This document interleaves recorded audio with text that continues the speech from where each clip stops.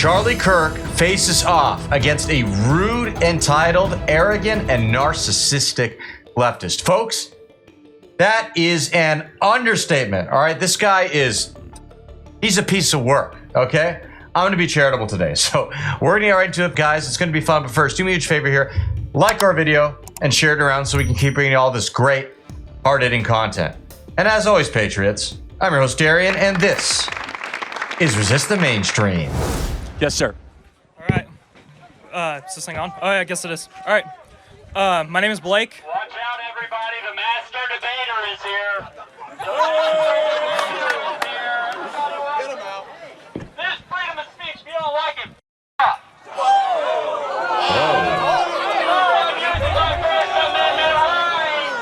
Why don't come up to the mic? Come up to the mic.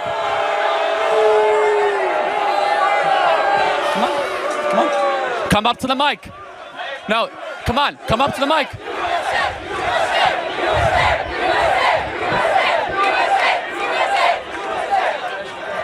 Since you're so smart, show the world how smart you are. We'll give you our mic, not your bullhorn, so come on up. Nice. So now we know that you're like a blatant narcissist that needs attention at all times to cut in line. Tell us what's so pressing that you needed to interrupt us before he could even talk. So, let's talk about the 200 people deported without due process to El Salvador. I don't know if you saw this morning, but a United States citizen was actually deported. It was not a U.S. citizen. That's not correct. Liar. It's not a U.S. citizen. It was actually... Come on. No, it was someone that was living here. Yeah, it was not a U.S. citizen. Hey, this guy just f***ing lies. It's not... No. Hey, no. You wanna have a debate, but you don't It was debate. not a U.S. citizen, first of all. You want to have a debate, but you actually don't debate. There's nothing more ill-faith than this. So you're not. we already have a mic. Name 2 times. Name 2 times where you've changed your Show me mind. you're losing without telling me you're losing. What? So you're just gonna lie? Well, first of all, it's not a U.S. citizen. He was living here for a while. He was part of MS-13. Answer yes or no. Okay. Should members of a terrorist organization be able to stay in the United States after they've murdered, raped, and gone after American citizens? Obviously, no. So we have deported those people back to their country.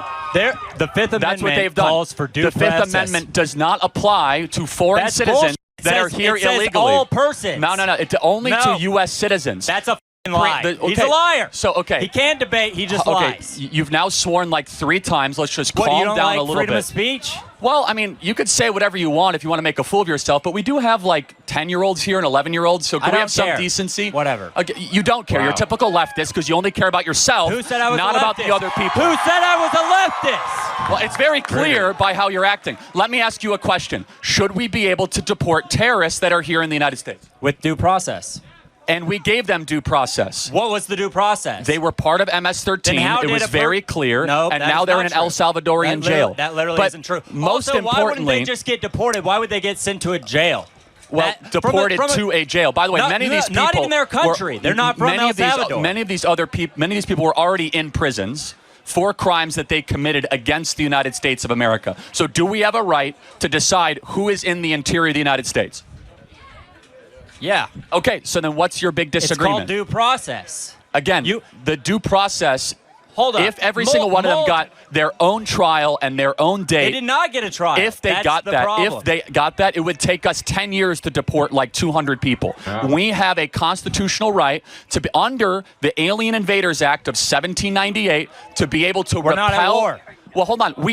We are at war. We've been invaded by 10 million people over the last 4 years. Congress has to declare an act of Actually, war. that's not correct. Congress never declared war against Iraq. We never declared war against Afghanistan. We actually never had an official declaration of war against Vietnam. Well, everybody the President knows of the United America States commits war crimes every day. Okay, that's a... So look, I agree completely with Charlie's point that illegal aliens, legal immigrants, whatever, they don't have constitutional rights in the same way American citizens do.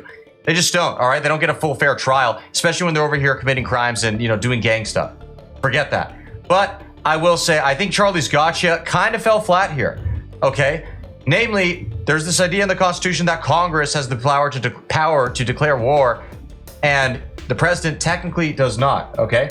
You can see this in Article 1, Section 8, Clause 11. All right, it's clearly defined. Now, there is quite a bit of debate over when the president is allowed to essentially supersede that in a way with emergency powers and whatnot.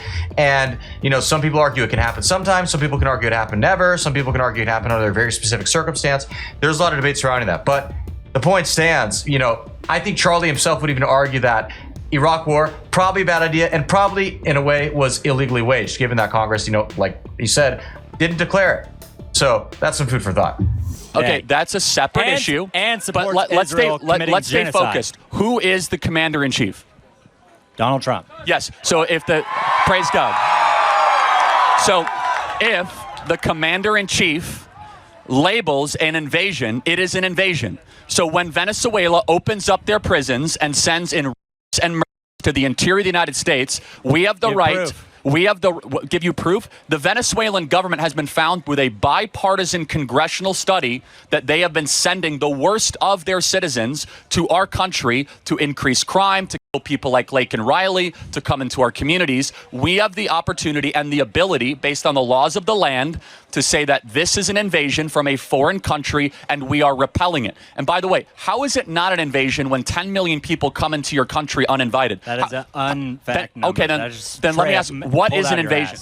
What is an invasion? I would call an invasion. I would call an invasion similar to Israel taking Gaza. Hold on. That's an invasion. Hold on. No. Don't give me like a definition, like a textbook.